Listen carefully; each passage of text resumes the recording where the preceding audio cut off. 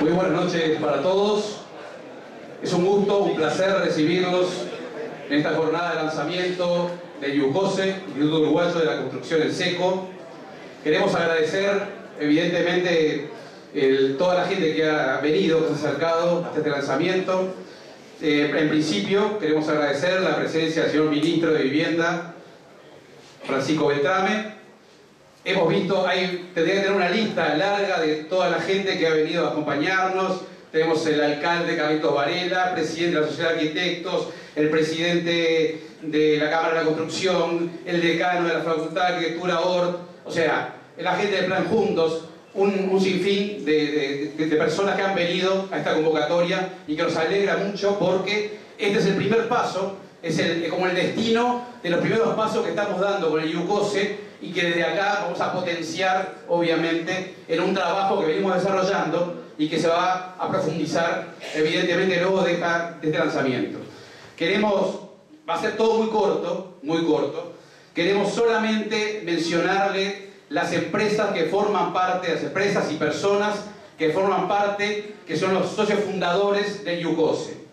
Rápidamente, USG Uruguay, Seco Center, Barraca Paraná, MC3, Tecnosolar, Gardimar, Gavicar Limitada, Tecnología de Desarrollo, Arquitecto Manta SRL, Secatec, Armco Uruguaya, Barbieri Sociedad Anónima, Egamol, Tubos Argentinos, USG Corp, Isoversa Engoven, Becam Sociedad Anónima, GBS Construcciones, Yesolar, Arquitecto Felipe Manta, Citea, GEA Construcciones, Arquitecto Gabriel Bocarato, Drywall Soluciones, GC Construcciones, Johnny Vignolo, Leonardo Blas, Casa Abierta, Marcelo Moreto, Martín Gasso, Trasec, Vladimir Linieri, Mario Bellón y el arquitecto Máximo Benítez, que es nuestro coordinador. Queremos darle la palabra, en primera instancia, al presidente de IUCOSE, el arquitecto Santiago Borjales, que le pedimos acerque de un micrófono, que lo encienda, que haga todas las cosas propias, que le permitan hablar. Y bueno, lo dejamos con él.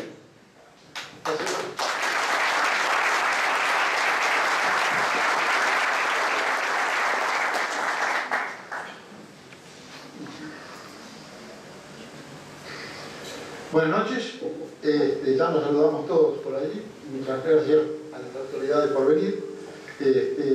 Vamos a tratar de presentar a este nuevo instituto a los efectos de que se comprenda cómo se pensó la necesidad de la formación de este organismo, que es un organismo que va a formalizar y divulgar la tecnología que vamos hoy a presentar. Me gustaría hablar un poquito de los antecedentes que tiene este llamado que tenemos hoy, que creo que no tenemos que dejar pasar. En febrero del 2013, el arquitecto Federico Cal del USG Uruguay decía, en una convocatoria que hizo previa a esta, decía que es una convocatoria que surge a gritos de parte de un colectivo que trabaja en el rubro construcción en seco, steel framing, con sus diversas aristas y perfiles y actividades, fabricantes, proveedores, empresas, instaladores, constructoras. Convocamos porque la coyuntura actual indica que en Uruguay es necesario y urgente que nos decidamos y ejecutemos la idea de que necesitamos trabajar en un marco de desarrollo sustentable a lo largo del sistema constructivo que nos ocupa. Hoy, eso era en febrero del 13, hoy podemos repetir palabra por palabra la palabra de Federico. Y me gustaría, para hacer énfasis en esto, hacer algunas reflexiones que me parecen básicas sobre hechos que en nuestra actividad profesional nos encontramos todos los días y que pretendemos con este instituto entrar a mitigar. La construcción de edificios, aunque ustedes lo saben, casi todos, hay muchos arquitectos acá, está avalada por un profesional, un egresado de educación técnica, por lo cual se supone que debe llevar incorporada esa técnica. Pone su firma, es responsable legalmente por 10 años de las patologías que se incorporan a la construcción y moralmente toda su vida. Sin embargo, un análisis de años pasados nos muestra construcciones realizadas con sistemas constructivos, sea cual sea el sistema, tradicionales o no, con importantes patologías. Es a partir de este análisis que el Ministerio de Vivienda, Ordenamiento Territorial y Medio Ambiente puso su mirada en los sistemas constructivos no tradicionales y elaboró una estrategia para su aplicación y desarrollo, que es el DAT. O sea, lo que en febrero del 13 era un imperativo, hoy es ineludible. El DAT abre así un nuevo nicho de trabajo. Surgen diferentes sistemas que pretenden imponerse como la solución a estos problemas. Se promocionan como buenos, bonitos y baratos, así para la realización de obras donde interviene el Ministerio de Vivienda, construidas con sistemas constructivos no tradicionales, es necesario haber tramitado y aprobado el DAT, documento de actitud técnica. La realidad muestra que en muchos casos que se aplica en condiciones que no respetan lo que fue aprobado. Cuando estos sistemas se aplican a viviendas de interés social, es decir, a viviendas dirigidas a los más desposeídos, normalmente se prioriza el costo y el voluntarismo, donde el pensamiento es mejorar lo que se tiene, sin tener en cuenta ni contabilizar que la ausencia de normalidad física, psicológica y social de los usuarios es un costo permanente, generalmente superior al costo de la propia construcción. Es mejor que lo que tienen es el disparador para cometer errores graves, improvisaciones que generan patologías arquitectónicas que luego se transforman con el uso en patologías de la salud. Ustedes saben que, o la mayoría de ustedes saben que yo trabajé muchos años en el área de la salud, por lo tanto nunca dejo pasar sin mencionar algo donde vincule la arquitectura con la salud, porque son inseparables a pesar de que normalmente no se enseña. Nos enseñan un montón de cosas, pero no hacen hincapié en los elementos que dan la habitabilidad al edificio que vamos a usar. Por lo tanto, muchas veces se proporciona un producto deficiente de fácil deterioro a usuarios que no están en condiciones de corregir ni mantener, decía.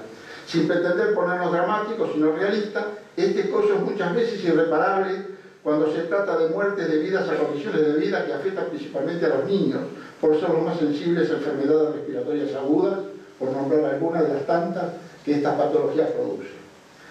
Esto, yo siempre estoy buscando algo que resuma este concepto, y hay una epidemióloga canadiense que sintetiza esto, creo, con la siguiente frase: si el entorno no es adecuado, tampoco lo será la biología humana, los estilos de vida y el sistema organizativo de la salud.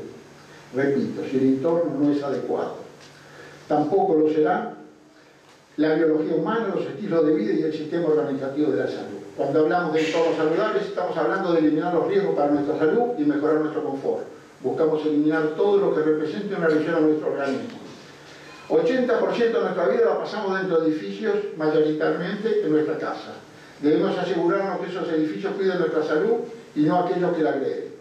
Por lo tanto, debemos relacionarnos con un edificio que nos asegure seguridad estructural, seguridad frente al fuego, seguridad de utilización, habitabilidad y confort, buen desempeño térmico, buen desempeño acústico, estanqueidad al aire y al agua, bajo impacto ambiental, sustentabilidad, durabilidad, fácil mantenimiento y de bajo costo.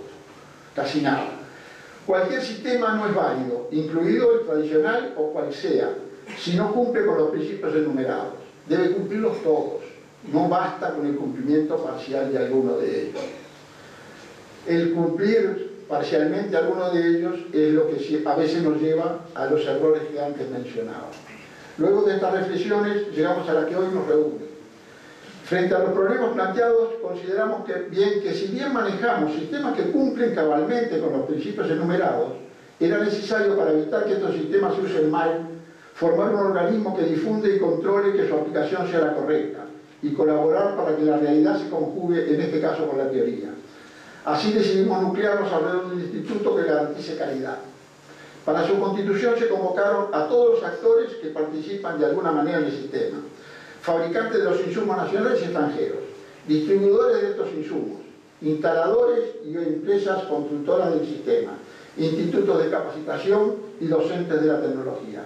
Así se crea el IUCOSE, Instituto Uruguayo de la Construcción Seca, que se dedicará a promover las buenas prácticas constructivas, supervisar su construcción, redactar normas, asesorar a las reparticiones públicas, a los contratistas, técnicos y usuarios, promover la promulgación de leyes y decretos, ordenanzas, redactar y publicar memorias y manuales que se relacionen con estas prácticas. Tendremos así no solamente un sistema constructivo eficaz y eficiente, sino un sistema que estará avalado por un instituto que garantizará que sus asociados son empresas calificadas para la aplicación del sistema.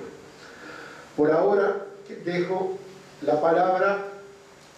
Le damos la palabra a Máximo Benítez, que es el coordinador del IUCOSE.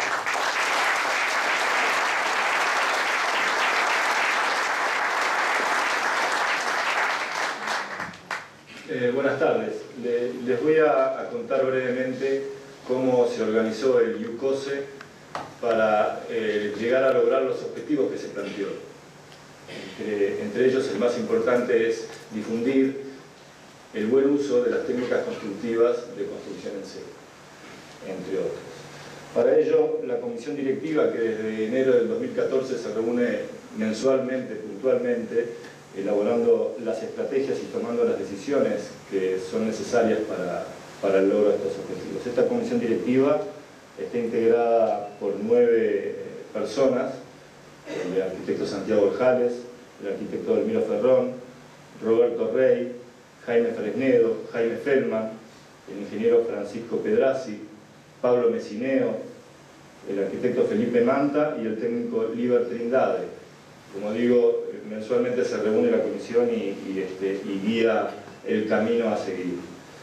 A su vez, se integraron también con los socios del IUCOSE 4 comisiones de trabajo, 4 grupos de trabajo que atacan las siguientes áreas. Una comisión de manuales y normas técnicas que se ocupa de aportar, recopilar, adaptar y editar el contenido de la biblioteca del IUCOSE, como ser manuales técnicos de diseño, cálculo y procedimiento constructivo, homologación, recopilación y adhesión a normas técnicas de producto y procedimiento. Y cabe mencionar que cada socio del IUCOSE tiene el compromiso de velar por el cumplimiento de dichas normas técnicas.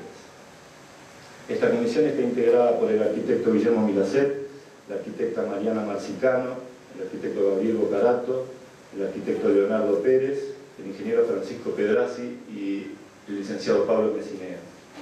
Como verán, los nombres se van repitiendo. Eso habla de la actividad que los socios del IUCOSE tienen dentro de la institución.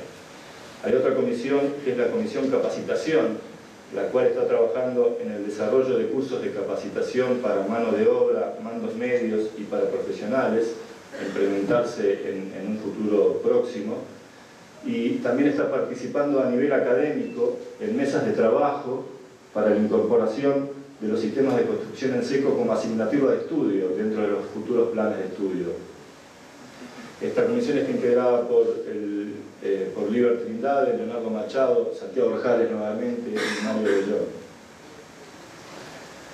Hay una tercera comisión que la llamamos la Comisión DAT, que es el documento de aptitud técnica, la que está trabajando en la elaboración, recopilación y edición de la información técnica necesaria para la obtención de dicho documento de aptitud técnica. Cada postulante a obtener este DAT podría acceder a esta documentación una vez que logremos cerrar los acuerdos y ajustes de reglamento correspondientes para que esto sea viable. Esta comisión está integrada por Delmiro Ferrón, Felipe Manta, Vladimir Lignelli y Juan Pablo Gil.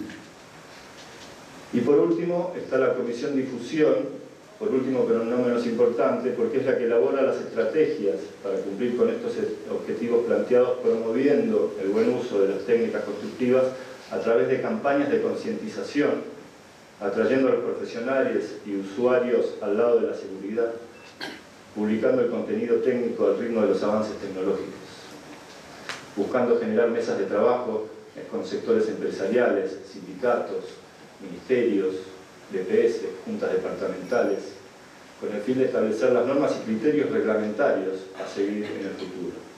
Esta comisión está integrada por Liber Trindade, Mario Bellón y Jaime Fresnedo. Hoy el IUCOSE tiene 30 socios, todos ellos son socios fundadores, que participan activamente en cada una de las asambleas y comisiones. IUCOSE tiene las puertas abiertas a la incorporación de nuevos socios, con el objetivo de compartir experiencia y recibir a cambio el crecimiento de un mercado con respaldo técnico suficiente para desarrollar esta actividad eficientemente. Nada más, muchas gracias.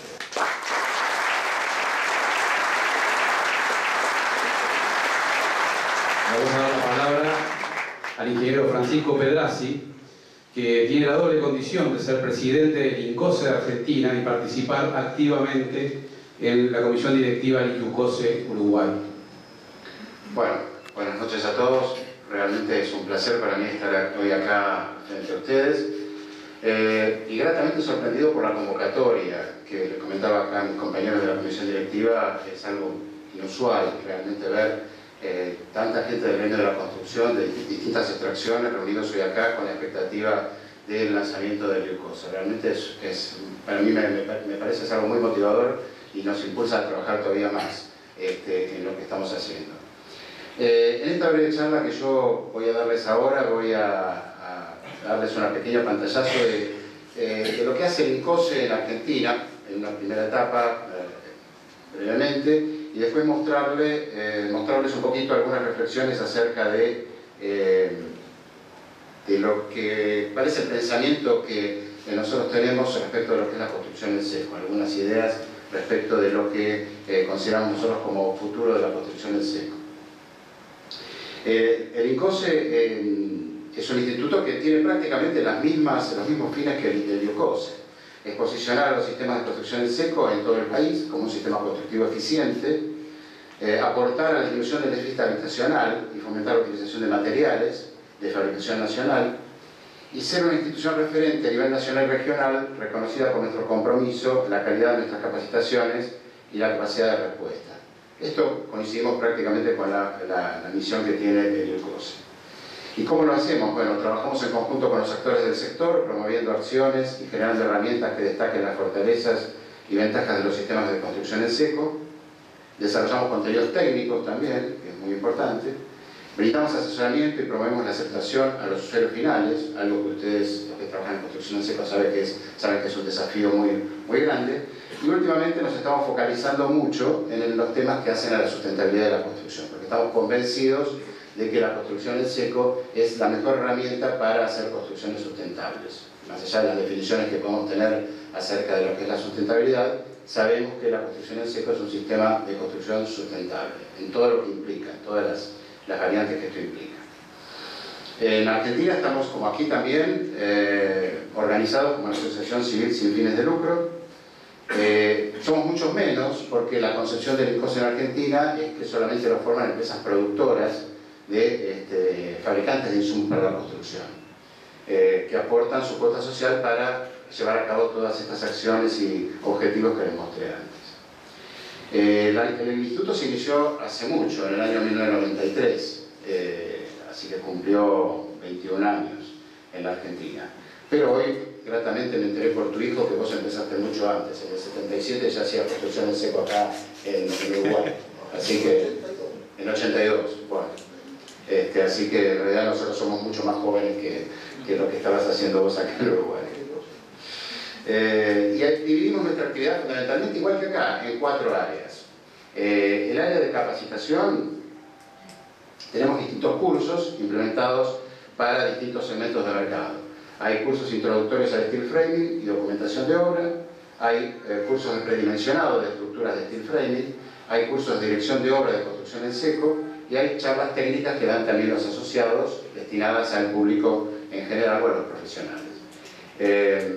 La actividad de capacitación es muy intensa, prácticamente tenemos todos los días alguna actividad de capacitación. Esto nos motiva que nos estamos mudando, en nuestra sede actual nos estamos yendo a un lugar nuevo, donde vamos a tener aulas de capacitación más grandes, más cómodas, para poder brindar mejor el servicio de capacitación que pensamos que es fundamental. El sistema de construcción en seco es desconocido. A pesar de que uno podría pensar que cualquier arquitecto tiene que conocer, o cualquier maestro mayor de obra o técnico de la construcción tiene que conocer lo que es construcción en seco, la realidad es que no es así. En Argentina, los alumnos de la Facultad de Arquitectura de la Universidad de Buenos Aires, que es dentro de todo la más prestigiosa del país, pueden salir de la facultad sin haber visto absolutamente nada de construcción en seco. Y cuando el ICOSE realizó en el año 2005 un estudio de mercado para determinar un poco cuál era la imagen de la construcción en seco y determinar políticas y estrategias al respecto, nos encontramos que ante la pregunta de tanto a arquitectos como a público en general, la pregunta era ¿qué tipo de construcción conoce? Aún en los arquitectos, el 80% lo primero que dijo fue construcción tradicional. Es decir, que a pesar de que pueden conocer la construcción en seco, en su mente está que la construcción tradicional es la única forma de construir. Después, indagando, sí se advierte que conocen la construcción en seco. Esta es una desventaja muy fuerte que tenemos, tanto en Argentina como en Uruguay, que enfrentar de diversas formas, ¿no? Ejercemos, bueno, mucha acción institucional. Tenemos convenios con 3 universidades para la difusión de la construcción en seco. Solamente con 3. Imagínense que en Argentina debe haber 15 facultades de arquitectura en todo el país, entre privadas y públicas. Y realmente se hace muy difícil poder llegar a las universidades por justamente lo que yo les mostraba antes, ¿no? El tema de esta resistencia que existe al cambio, fundamentalmente esto. A pesar de que tenemos muchos años en el mercado, todavía esto se considera como un producto nuevo y muchas veces las cátedras se resisten a implementar estos cambios en las currículas, que creo que es un trabajo que acá en Uruguay puede hacerse de forma más rápida y con mejores resultados.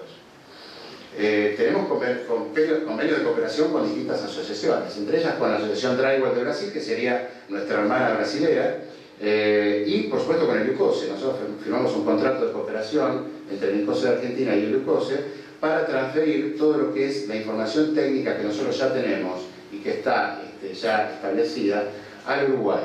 Obviamente con las adaptaciones correspondientes a la idiosincrasia propia del mercado uruguayo. Pero en este sentido tenemos que ser prácticos y no inventar la rueda nuevamente. Si tenemos manuales, procedimientos y literatura técnica que ha sido creada en Argentina o adaptada de otros países, la podemos perfectamente utilizar acá con las adaptaciones propias que requiere el mercado de acá de Uruguay. Tenemos también convenios con organismos del Estado en Argentina, por ejemplo la Comisión Nacional de la Vivienda, que nuclea a los institutos provinciales, que son los organismos bajo los cuales se construyen las viviendas de interés social en Argentina. En Argentina está totalmente descentralizada este tipo de construcción.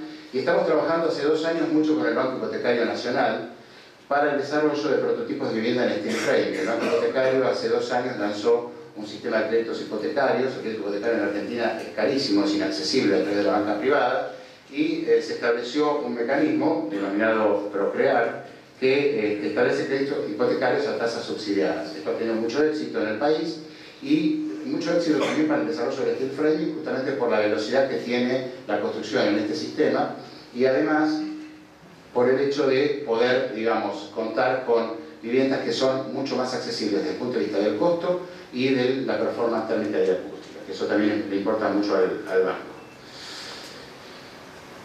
Bueno, desde el punto de vista de la promoción de la construcción en seco, organizamos el primer concurso latinoamericano de construcción en seco que hizo en el año 2012 en Argentina, y que vinieron muchos uruguayos, nos honraron con su presencia, y estamos organizando el próximo para el año que viene. Participamos en ferias de la construcción y obviamente damos charlas y seminarios en colegios profesionales, en universidades y en asociaciones.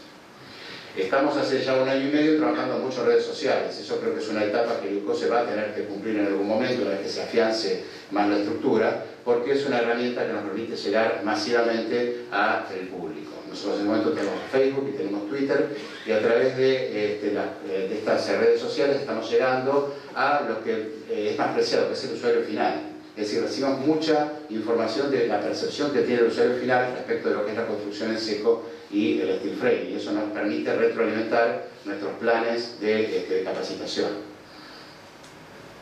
El área técnica, bueno, genera contenidos técnicos propios. Esto es muy importante porque en nuestro país durante muchos años todos los contenidos técnicos de construcción en seco eran generados por las empresas fabricantes, y esto siempre tenía un tinte comercial, añadía una especie de tinte comercial a esa documentación técnica. Desde hace 3 años en el IUCOSE estamos generando una literatura técnica propia, totalmente desvinculada de las empresas que están asociadas, refiriéndonos fundamentalmente a normativa, es decir, no hablamos de una placa de yeso de una determinada marca, sino hablamos de una placa de yeso que cumpla con una determinada norma. Es por eso que el proceso de normalización, como decía Máximo, es fundamental para poder tener un desarrollo de la construcción en seco. La normalización tanto de los materiales como de los procesos, cuando esto sea posible. Bueno, desarrollamos toda una serie de ensayos de transmitancia térmica, más de 40, realizados en el INTI, ensayos de resistencia al fuego y ensayos de atenuación sonora de paneles. Pero, como les decía antes, genéricos, es decir, sin hacer referencia a marcas, sino solamente a las características técnicas de los materiales. Literatura técnica tenemos ya publicado las recomendaciones de instalación para construcción en seco, que, bueno, en Uruguay prácticamente sirvió de base para la propia recomendación que está por salir acá. Tenemos la recomendación de mantenimiento de viviendas en steel framing y estamos terminando las recomendaciones de construcción de viviendas en steel framing, que es un manual que va a tener 15 capítulos y que va a abarcar todo lo que sería la técnica constructiva del steel framing, desde su historia y sus antecedentes hasta lo que serían los detalles constructivos. Esto está próximo a publicarse. Y ahora sí, para terminar, algunas reflexiones respecto a lo que es la construcción en seco. La construcción en seco tiene un potencial enorme. Si nosotros analizamos un poco lo que son los consumos de placa de yeso en nuestros países, y eso que Uruguay nos ganó, Uruguay ahora tiene casi 1 metro cuadrado por habitante año, Argentina está en 0,7, 0,72, o sea que el consumo de placa de yeso por habitante es mayor en Uruguay que en Argentina. Pero si lo comparamos con otros países, y no hablemos de Estados Unidos, porque todos van a decir, bueno, pero en Estados Unidos esto es el pan y manteca, todo el mundo lo conoce. Si lo comparamos con Chile, que es un país que tiene tradiciones constructivas relativamente similares a las nuestras, vemos que el consumo de placa de yeso es 1,6. Es casi el triple que el de la Argentina y el doble, un poquito más del de Uruguay. Es decir, que son metas alcanzables. Nosotros tenemos que llegar a cifras de esos valores porque el potencial es mucho mayor.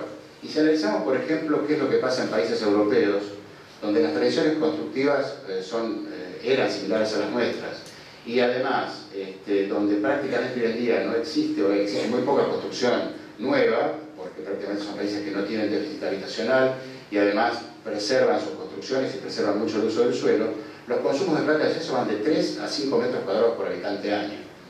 Esto se debe fundamentalmente al proceso de remodelación o de adecuación que están sufriendo los países europeos para llevar sus construcciones antiguas a los estándares de aislamiento térmico que están exigiendo cada vez más los respectivos países. Esto hace que la única forma de llegar a esos estándares sea preservando las fachadas, pero haciendo en el interior construcciones en seco con aislamiento térmico para llegar justamente a estos estándares.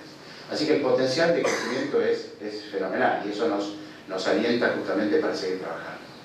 Vencer las barreras culturales. Bueno, esto quizás sea lo más difícil o una de las cosas donde más hay que trabajar. Y el problema no es solamente vencer las barreras culturales en el usuario final, también hay que vencerlas en los profesionales. Así que tenemos que atacar a este problema desde múltiples ángulos, ¿no? Los profesionales por un lado y los usuarios finales por otro. De nada nos sirve, por ejemplo, nos serviría hacer una propaganda o un aviso en el diario del país o en los diarios más importantes de sacar una página entera un domingo mostrando las bondades de la construcción en seco, y después cuando la persona que quiere hacerse algo en construcción en seco no tiene los profesionales capacitados como para hacerlo. Así que hay que trabajar mucho en esas áreas. Mostrar los beneficios de la construcción en seco son muchísimos, pero la percepción que tiene el público no es esa. La percepción que tiene el público es que la construcción en seco solo sirve para hacer construcciones temporarias o para hacer algo que no va a durar demasiado y que no va a tener por ahí resistencia mecánica. Entonces son conceptos falsos que tenemos que atacar y trabajar para justamente volver a, torcer esa idea o ese preconcepto, mostrando justamente los beneficios. Fundamentalmente la rapidez y hoy en día la eficiencia térmica. Hace 5 años en Argentina, ustedes creo que no porque tienen más problemas de energía, Argentina ahora tiene problemas graves de energía, pero en Argentina pensamos que la energía era inagotable, que en nuestro país la electricidad era muy barata, el gas llegaba, hay algunos problemas en invierno siempre, pero bueno, realmente no teníamos el concepto del ahorro de energía. Si hacía frío, aumentábamos un poquito la llama de los calefactores, y si hacía calor, poníamos el termostato del aire acondicionado en 18 y con eso solucionamos el problema. La cuenta de la electricidad y el gas no le importaba a nadie. Desde hace un año las cosas han cambiado y hemos tomado conciencia de que los costos de la energía son crecientes y nunca van a retroceder, porque la energía es un bien escaso, que por más que tratemos de reemplazar todas las energías que obtenemos, de donde obtenemos la energía hoy, que son las fuentes no renovables, como el petróleo y el gas, por fuentes renovables, aún la Argentina, que es un país que tiene un potencial muy alto, no alcanzaría para satisfacer la demanda actual. Así que hay que trabajar mucho en el tema de eficiencia energética, y la construcción en seco brinda soluciones efectivas para reducir los consumos de energía de las construcciones. Y esto no solamente está relacionado con el bolsillo, que nos duele a todos cuando tenemos que pagar la factura de gas y electricidad, sino que también está relacionado con nuestra actitud frente al medio ambiente. Porque justamente si para producir energía tenemos que quemar gas y petróleo, estamos emitiendo toneladas de dióxido de carbono a la atmósfera, toneladas que contribuyen al cambio climático. Así que ahorrando energía, además contribuyo para preservar el medio ambiente. Y esto es muy importante para las generaciones futuras. Trabajar mucho en capacitación, y como les decía antes, tanto en los profesionales como en la mano de obra. Y en esto de la mano de obra quiero hacer una pequeña reflexión respecto de algo por lo cual, sobre todo en nuestro país, la construcción en seco a veces es muy atacada, que es, utiliza poca mano de obra. La construcción en seco desplaza mano de obra. En realidad creo que el tema hay que verlo desde otro ángulo. La construcción en seco y el steel framing eficientizan el uso de la mano de obra y me permiten, con los mismos recursos, construir mucho más. Esa es la forma en la cual tengo que ver el concepto de utilización de la mano de obra en estos sistemas. Y finalmente, creo que para terminar, lo único que voy a decir es que, si bien a todos nos mueve mucho el tema económico, y cuando nos tocan los bolsillos nos duele, y tratamos de ser cada vez más eficientes y mejorar la rentabilidad de nuestras empresas, también tenemos que tener en cuenta que la construcción en seco brinda soluciones adecuadas para mejorar el hábitat de la gente, es decir, hacer viviendas mucho más habitables, con menos consumo de energía y con una eficiencia y un confort que es difícil de obtener en la construcción tradicional. Y por lo tanto, construyendo en seco también ayudamos a mejorar la calidad de vida de las personas. Muchas gracias.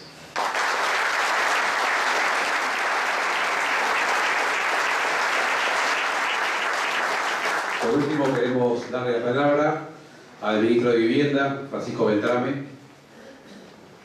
Bueno, buenas noches a todos, particularmente a quienes estoy acompañando en esta mesa. Es un gusto estar aquí y quiero agradecer públicamente la invitación cursada para estar acá. En primer lugar, aclaremos unos tantos que me interesa aclararlos. Yo estoy acá invitado en un lanzamiento, no venimos a santificar un sistema constructivo. Primera cosa que me parece que debe de aclararse de pique. Pero bueno, gratamente impresionado por lo que esto significa y los reconocimientos que hay a lo que es parte de las políticas públicas que intentamos desarrollar en este quinquenio.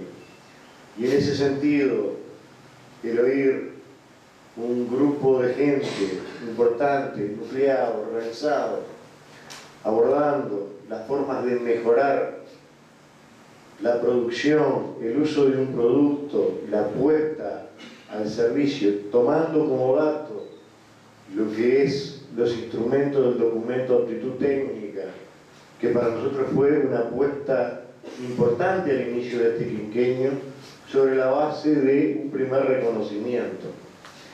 Así como que no hay una única forma de acceder a la vivienda, no hay una única forma de construir una vivienda. Y en esto me parece que durante mucho tiempo en nuestro país estuvimos muy matrizados sobre algunas ideas, que el déficit de vivienda se resolvía pura y exclusivamente construyendo nuevas viviendas. Por suerte hoy tenemos una forma de comprensión y abordar el problema que permite abordar el stock existente, que permite abordar políticas que impidan la entrada en obsolescencia, que luego sí, inevitablemente nos requeriría mayor cantidad de nuevas viviendas. Pero entonces, el documento de actitud técnica fue una apuesta muy fuerte a que nuestro país culturalmente empezara a tener cambios que son difíciles de procesar. Y creo que lo que en definitiva nos planteaba acá el amigo de la Comisión de Difusión, en definitiva, la gran tarea es la tarea cultural. Cultural de romper con ese mito que en tantos temas nos cuesta tanto como sociedad. Si siempre se hizo así, ¿por qué voy a cambiar? Tema que lo encontramos desde cómo mover un papel a cómo realizar una obra o cómo hacer un procedimiento. Y en ese sentido, esta apuesta de juntarse es una apuesta de crecimiento. Una apuesta de crecimiento básicamente de colegas y empresarios que en definitiva tiene una virtud muy fuerte, que aún actuando desde la competencia hay un juntarse para crecer como conjunto, pero para crecer también como aporte al conjunto social. Y en esto me parece que es lo resaltable, que es lo importante, que seguramente va a haber va a haber actividades de competencia entre buena parte de quienes trabajan, pero también necesariamente se parte de un nivel de colaboración para el conjunto, pero que ese de colaboración para el conjunto también tenga una repercusión. ¿Por qué? Porque cuando se inventó esto del DAT, en definitiva fue decir, tenemos que buscar la forma de perfeccionarlo como conjunto social. Y hay sistemas, y en todos lados y en todas las épocas hay vendedores de espejitos. La única forma de avanzar es desenmascarando, definiendo, permitiendo elementos de comparación que en el caso del Estado es clave a la hora de decir este sistema está aprobado, cumple con la normativa, podemos confiar los recursos económicos con lo que se hace esa producción que el Estado financia, o de lo contrario decir no. Y esta es una apuesta importante, no es fácil, no es de meses, no es de años, es de toda la vida. Y en ese sentido, la iniciativa, el lanzamiento del instituto apuntando a la calidad es más que plausible, es acompañable y en definitiva también desde las políticas públicas agradecer porque seguramente esto va a significar un aporte para todo eso que venimos tratando de hacer, de cambiar positivamente, de cambiar en el desarrollo pleno del conjunto social. Y tenemos grandes desafíos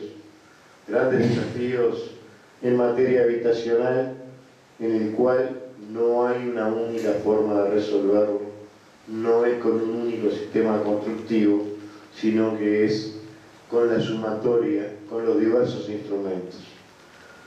Nadie en ninguna actividad de la vida que utiliza herramientas es especialista pura y exclusivamente, resuelve todo con el destornillador o con el martillo.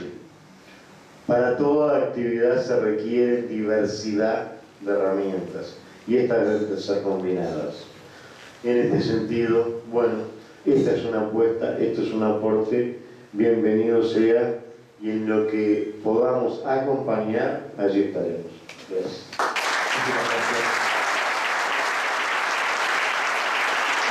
Bueno, damos por finalizado el lanzamiento en la parte oratoria. Queremos invitarlos a un brindis Queremos decirles, informarles por último que tenemos online un sitio web que está en desarrollo. Les pedimos que entren, les pedimos que se comuniquen con nosotros, les pedimos que también que aporten para que entre todos podamos hacer crecer el IUCOSE. Muchísimas gracias por venir y los invitamos a un brindis. Gracias.